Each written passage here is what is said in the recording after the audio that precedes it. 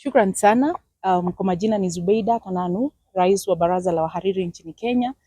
Na kuwa kiongozi ni jambo ambalo ndio ni la kufurahia, lakini wakati mwingine linanisikitisha sana. Haswa ninapoangalia kadri siku zinavyosonga ndivyo uhuru wa vyombo vya habari na wanahabari unazidi kukandamizwa, hasa nchini Kenya. Kwa sababu tunapoangalia mfano tu wa kipindi hiki cha maandamano ambayo yaliongozwa na Gen Z, idadi ya wanahabari ambao walipigwa, walinyanyaswa, kamera zao ziliharibiwa, vyombo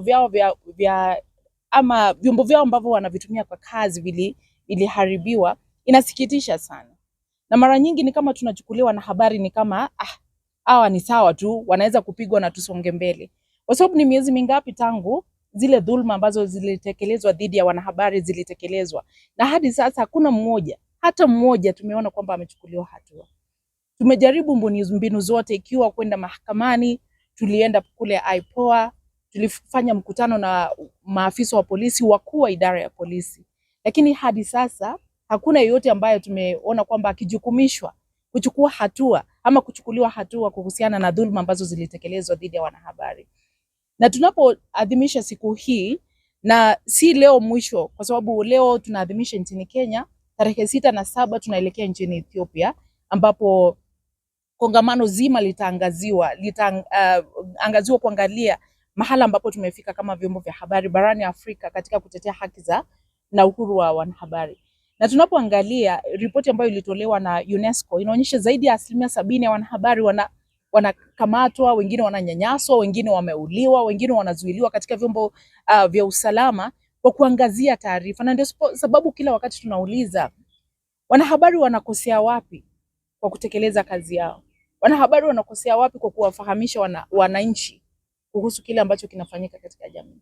Mbona tunajaribu kutumia mbinu zote, iwe kupitia mitandao, kuweza kunyamazisha wanahabari? Wanakosea wapi?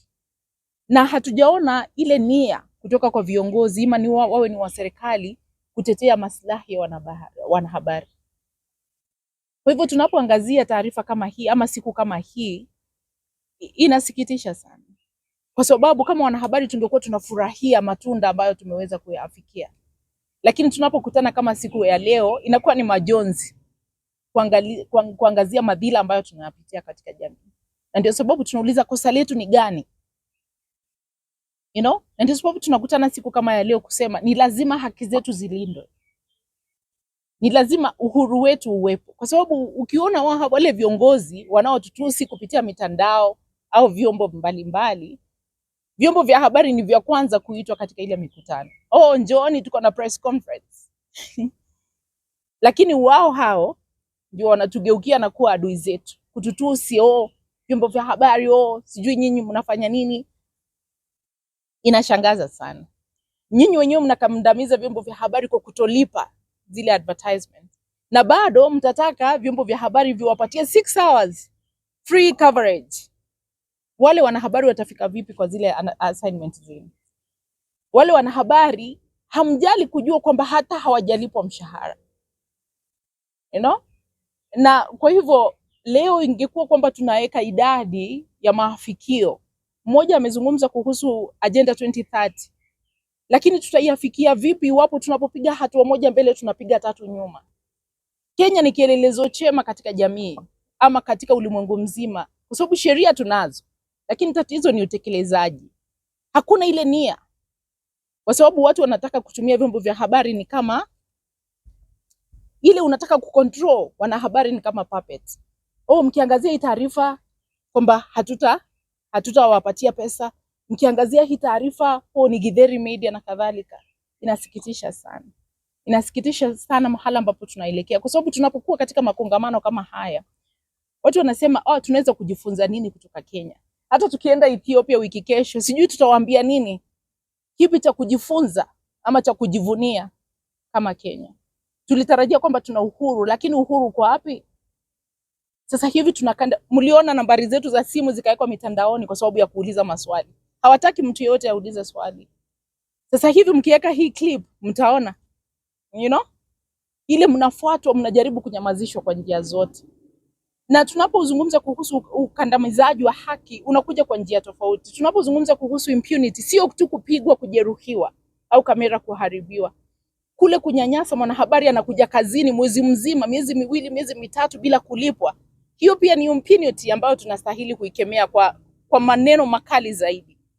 Kwa sababu hawa wanahabari ni binadamu kama binadamu mwingine yeyote. Lakini tunawachukulia ni kama si binadamu. Hawa ni wazazi. Wanahitaji kulea watoto wao. Hawa ni wazazi. Wanahitaji kusomesha watoto wao. Hawa ni wazazi, wanastahili kujitunza.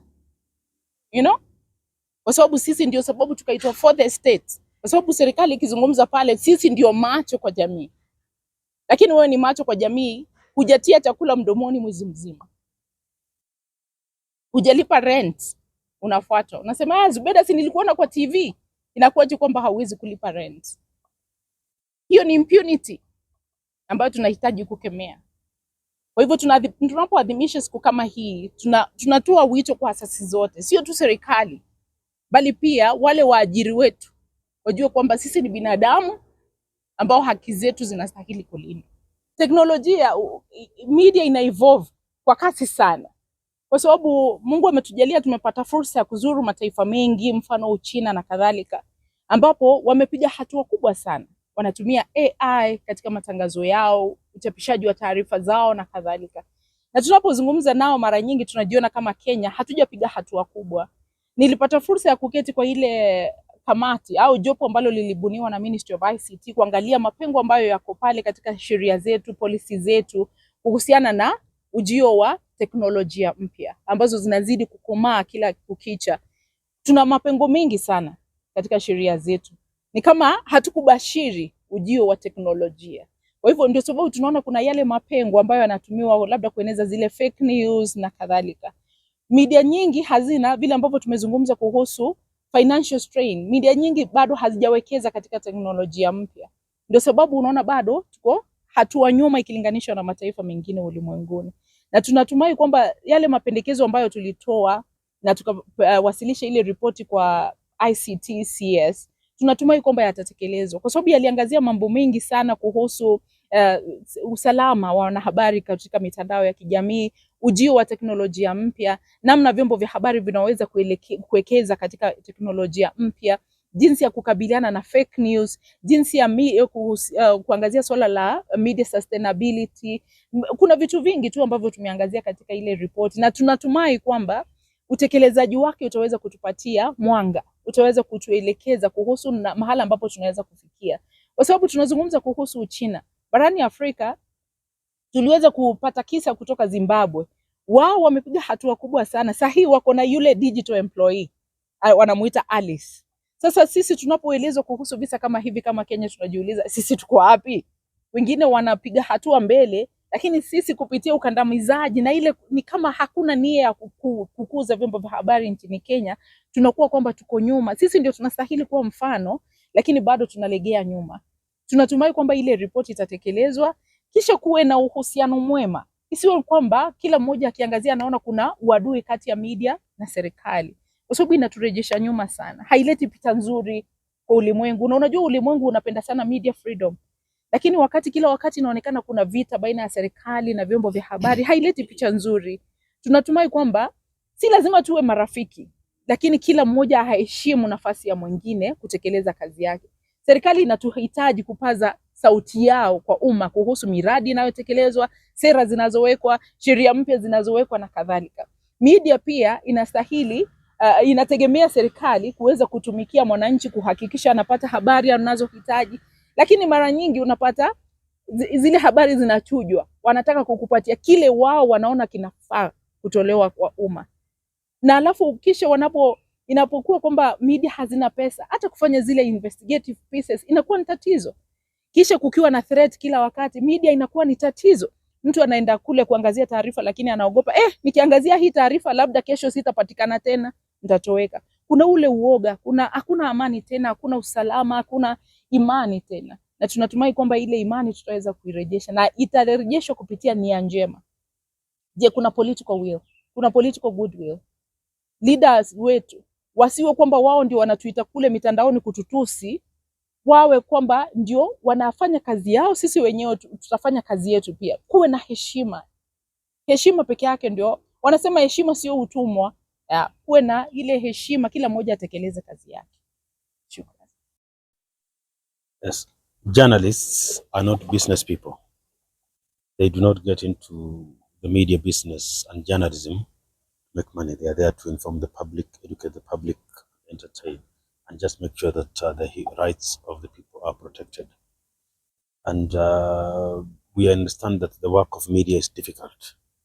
But most importantly, the International Day for Ending Impunity against journalists, just that when we have people attacking journalists, they are clearly identifiable, they are known, and no action is taken against them. It is an entire threat to the journalism profession and all that. So this day, it's a UN International Day, is principally about making sure that the people who want to belittle and attack journalists and the media in the line of duty, that they are held to account. And whatever they do, however long it takes, those people be held to account, because journalists work under extremely difficult circumstances to make sure that Kenyans, in their context, get information that they need to live. You know that a democracy survives on access to information and democratic principles, independent institutions, and all that.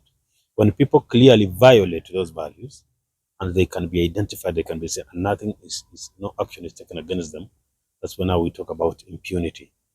That people are clearly known, they violated the rights, and no action is taken against. So this day is about campaigning and making sure that justice is done. That the people attacking journalists, the people impeding the independent work of the media, be held to account, however long it takes and however high they may be. I think really the challenge is that most of the perpetrators of injustice are the ones who are supposed to be the dispensers of the justice. So that when we are supposed to report people to the police, and then you have a case where it is the police who attack the journalists. You see, now when we have such challenges, we have the county assemblies or civil servants in different spaces, isn't it? People in government or public spaces are the ones who are supposed to ensure the protection of the law and all that. So when they are the perpetrators, then they make it impossible for us to follow through justice. Yeah, so when we have the people in power, either in the executive or the legislature, mostly we have the legislature and the executive, when we have those challenges, then we have seen a few sad cases through this year, because where we have had even attempts to block journalists from getting into the corridors of justice, the courts and all that. It's the last line of defense. So you are supposed to report someone to the police, but then you go to the police, then you find that you are reporting a policeman in a police station.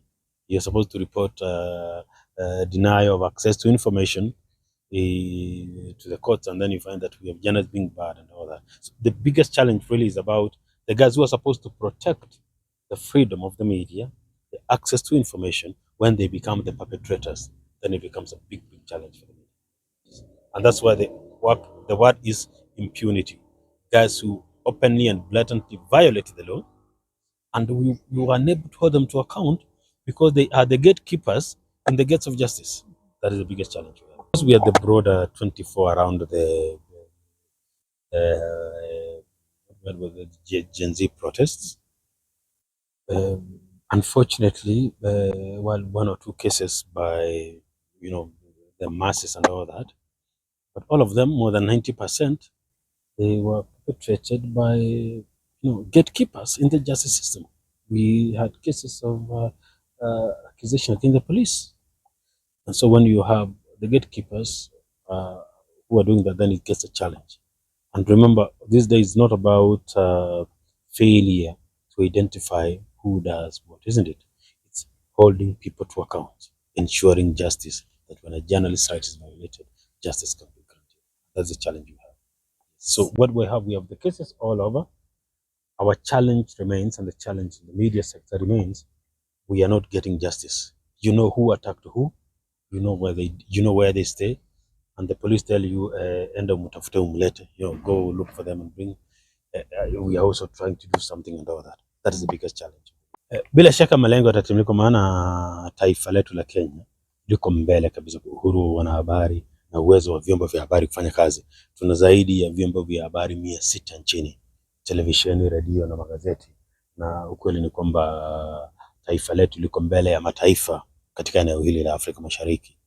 Tuna matatizo kidogo kidogo, kuna watu fulani wapumbavu tu ambao hawafuati sheria, hawaheshimu sheria, na kwa sababu ya uwezo wao na fedha zao wanataka kuhakikisha kwamba, lakini Kenya ilivyo sasa na maendeleo ya kitaifa na yale maendeleo ya wanasema Vision 2030 ama mwaka 2030 ya Umoja wa Mataifa, Kenya inajikaza kabisa kufanya hiyo, na vyombo vya habari, pamoja na kwamba tumedhulumiwa, watu wameteswa na watu wameumizwa hapa na pale, vyombo vya habari na wanahabari nchini Kenya wanafanya kazi yao vizuri sana. Kwa hivyo mimi kwa upande wangu naaminia sana kabisa wanahabari nchini Kenya huko, kwa maana kabisa wamesukumwa. Imekuwa kama miaka kadhaa ya matatizo kabisa, lakini vyombo vya habari na wanahabari nchini Kenya wamesimamia kabisa uhuru wa wanahabari na kuitetea katiba ya Kenya. Yes, what I will say is that the impunity does not just entail the attacks, but sometimes it also goes beyond the attacks, because whenever we file these cases in court, and you'll find that the forces who are responsible for the attacks, they go as far as intimidating, harassing the people who have been mentioned in the court. And I said that we are having matters in court, and one of them here in Nakuru, and we've been just informed that one of the complainants in the case is under serious pressure, intimidation and harassment from a police who want her to withdraw from the case. So that's what I was saying, is that impunity sometimes goes beyond the attacks. And we are telling the police that this case will continue, and the officer who was responsible for that particular case definitely will have to account for his action. So I don't think that any amount of harassment, any amount of intimidation of witnesses or the complainants will make us withdraw the case. The case will continue to its logical conclusion, and I'm sure that justice will be served. So that's what I can say for now.